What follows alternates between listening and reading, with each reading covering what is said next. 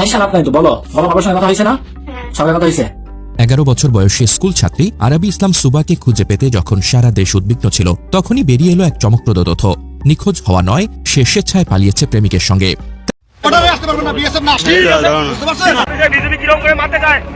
সোজা আঙুলে ঘি না উঠলে আঙুল বাঁকা করতে জানে নতুন বাংলাদেশের নতুন বিজেপি।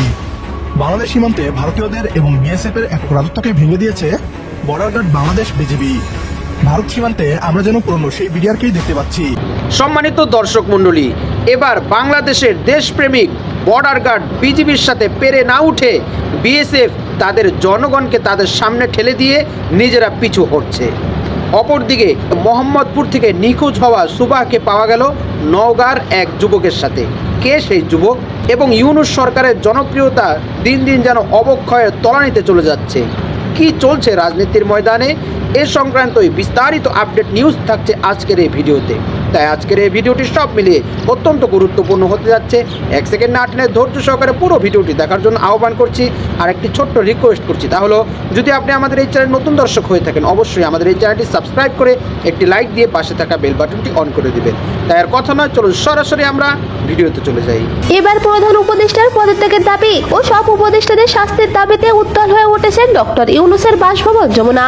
গত 6 মাসে দেশ পরিচালনা করতে ডক্টর ইউনূস যে কতখানি ব্যর্থ হয়েছেন তা নিয়ে এক প্রতিবেদন দিয়েছেন আন্তর্জাতিক গণমাধ্যম। দেশের মানুষের নিরাপত্তা দিতে ব্যর্থ এই সরকার জনগণের টাকা লুট করে জোর করে দীর্ঘমেয়াদে ক্ষমতায় থাকতে চাইছে, যা নিয়ে বেশ উত্তপ্ত রাজনৈতিক অঙ্গন। রক্ত দিয়ে দয়া করে উপদেষ্টা বানিয়েছিলাম, তারা 33 লক্ষ পরিবারের বিরুদ্ধে যুদ্ধ ঘোষণা করেছে। জমিদার হয়ে গেছেন তারা। এটা আসলে এই জাতির দুর্ভাগ্য যে যারই চেয়ারে বসান, ক্ষমতায় বসান, জমিদার হয়ে যায়। অন্যের কথা শোনার তাদের আর আগ্রহ থাকে না। ডাস্টবিন বানায় শেখ হাসিনার ছবি লাগায়ে এর মধ্যে ময়লা ফেলার মধ্য দিয়ে শেখ হাসিনার চুলো ছেঁড়া যায় না, তার কিছু যায়ও না, আসেও না। এদিকে জুলাই আন্দোলনের আহতদের কাছে গণধোলাই খেয়েছে সামান্য খাসনাত আব্দুল্লাহ। কেঁদে কেঁদে আওয়ামী লীগ ফিরে আসার কথাও জানিয়েছেন তিনি। আপনার কি মনে হয় আওয়ামী লীগ আমারে ছাড়বে? আওয়ামী লীগ আমারে ছেড়ে দিবে? তার নিখোঁজ হওয়ার পর থেকে সোশ্যাল মিডিয়ায় ঝড় ওঠে। হাজার হাজার মানুষ পোস্ট দিয়ে তাকে খুঁজতে সাহায্য করার আহ্বান জানায়। অনেকেই ভাবছিলেন সে হয়তো কিশোর গ্যাংয়ের কবলে পড়েছে বা মানব পাচারের শিকার হয়েছে। কেউ কেউ বলেছিলেন অপহরণ করা হয়েছে। কিন্তু শেষ পর্যন্ত জানা গেল সব আশঙ্কাকে ভুল প্রমাণ করে সে স্বেচ্ছায় নওগাঁর এক ছেলের সঙ্গে পালিয়েছে। এই ঘটনায় মোহাম্মদপুর থানায় নিখোঁজ ডায়েরি করেছিলেন তার বাবা ইমরান রাজীব। এরপরই পুলিশ নড়ে চড়ে বসে। শুরু হয় সিসিটিভি ফুটেজ বিশ্লেষণ। ফুটেজে স্পষ্ট দেখা যায় এক তরুণের হাত ধরে স্বেচ্ছায় চলে যাচ্ছে সুবা। সে তরুণের নাম মোমেন হোসেন, যার বাড়ি নওগাঁয়। ঢাকা মেট্রোপলিটন পুলিশের মোহাম্মদপুর জোনের অতিরিক্ত পুলিশ কমিশনার জুয়েল রানা জানিয়েছেন, এটি প্রেম সংক্রান্ত ঘটনা। নিখোঁজ হওয়ার পর আমরা সিসিটিভি ফুটেজ পর্যালোচনা করি এবং দেখতে পাই এক ছেলের হাত ধরে সে চলে যাচ্ছে। পরে আমরা নিশ্চিত হই সে নওগাঁয় ছেলেটির বাড়িতে আছে। তবে পুলিশ যখন নওগাঁয় অভিযান চালায় তখন সুবা তাদের উপস্থিতি টের পেয়ে আবার পালিয়ে যায়। এডিসি জুয়েল রানা আরো বলেন, আমরা মেয়ের খোঁজ পেয়েছি, ছেলেরও খোঁজ পেয়েছি, তাদের অবস্থান ট্র্যাক করা হয়েছে। দেশের আইনশৃঙ্খলা বাহিনীকে যুদ্ধ পরিস্থিতির মতো সতর্ক থাকার নির্দেশ দিয়েছেন প্রধান উপদেষ্টা ডক্টর মোহাম্মদ ইউনূস। দেশ জুড়ে একের পর এক বিশৃঙ্খলা, রাজনীতির বিভিন্ন ইস্যুতে আন্দোলনের মধ্যে হঠাৎ করে যুদ্ধ পরিস্থিতির কথা বললেন প্রধান উপদেষ্টা ডক্টর মোহাম্মদ ইউনূস। আইনশৃঙ্খলা বাহিনীর শীর্ষ কর্মকর্তাদের সঙ্গে 3 ফেব্রুয়ারি বৈঠকে তিনি বলেছেন, চলতি বছরটি বাংলাদেশের জন্য অত্যন্ত গুরুত্বপূর্ণ। কি কারণে দেশের যুদ্ধ পরিস্থিতির আশঙ্কা করছেন প্রধান উপদেষ্টা, কার সঙ্গে কার যুদ্ধ হতে পারে, আর সেটা হলে কোথায় যাবে দেশ। দেশে আসলে কি ঘটতে চলছে? হঠাৎ করে আমাদের সরকার প্রধান ডক্টর মোহাম্মদ ইউনূস গতকালকে আইন শৃঙ্খলা বাহিনীর সর্বোচ্চ কমিটিগুলোর সাথে একটা বৈঠক করেছেন, উচ্চ পর্যায়ের বৈঠক হয়েছে। এরপরই তিনি একটা বক্তব্য দিয়েছেন, যেটা সোশ্যাল মিডিয়াতে বা আমাদের গণমাধ্যমের কল্যাণে আমরা দেখেছি যে যুদ্ধ পরিস্থিতির মতন একটা অবস্থান হয়ে আছে বা হতে যাচ্ছে। দেশের জনগণকে সতর্ক থাকার জন্য তিনি বলেছেন, আইন শৃঙ্খলা বাহিনীকে সর্বোচ্চ প্রস্তুতি রাখতে বলেছেন। এখন আসলে কেন, মানে কি এই ধরনের ঘটনা যেগুলো ঘটতে যাচ্ছে? আমলিকে ধরে ধরে যে প্রত্যেক মোড়ে ধুলে জুড়ে মারমু, এতে আর কোনো ছাড় নাই। আমাদের সরকার তো যে পরিস্থিতি সামাল দিতে না পারে, খুব শীঘ্রই কিছুদের মতো একটা ঘটনা ঘটে যাবে আমলিকের সাথে। কারণ আমরা আমলিকে রাখতে দেবো না, আমলিকে দেশের রাজনীতি কোনো কিছু করতে পারবে না। আবার স্লোগান কি দেয়, নৌকা ধানের শীষ, 2 সাপে একই বিষ। আমি পরিষ্কার এই স্লোগান যে দিবে তাকে ধরে সাথে সাথে তার জিব্বাটা কাশি থাক আর চাকু থাক, ওরা কেটে কালো কুত্তা দিয়ে খাওয়াই দেবে। মামলা হলে আমার নাম।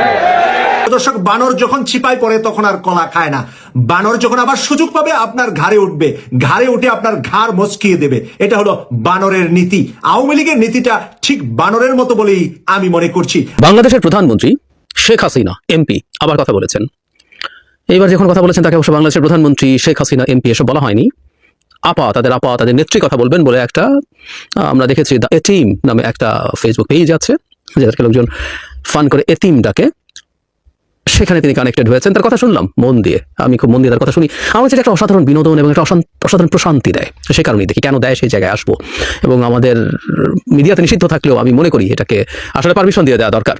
কিন্তু শুনতে শুনতে না ভীষণ করুণাও হয়েছে। করুণা মানে হলো এককালের দৌর্দণ্ড প্রতাপশালী, মানে যার কথা ছাড়া নাকি গাছের পাতাও নড়ে না, সেই শেখ হাসিনার কি তুচ্ছ অবস্থা, কি বিশ্রী অসহায় অবস্থা, সেটা করুণার ব্যাপার। এবং এই করুণা আবার দুঃখ দেয় না, আনন্দ দেয়। আওয়ামী লীগের লিফলেট বিতরণের উপর সরকার নিষেধাজ্ঞা করছে। এখন অনেকে বলছেন এটা কেমন গণতন্ত্র ভাই? একই ঘটনা গেল আওয়ামী লীগ সরকারের আমলে ঘটছে।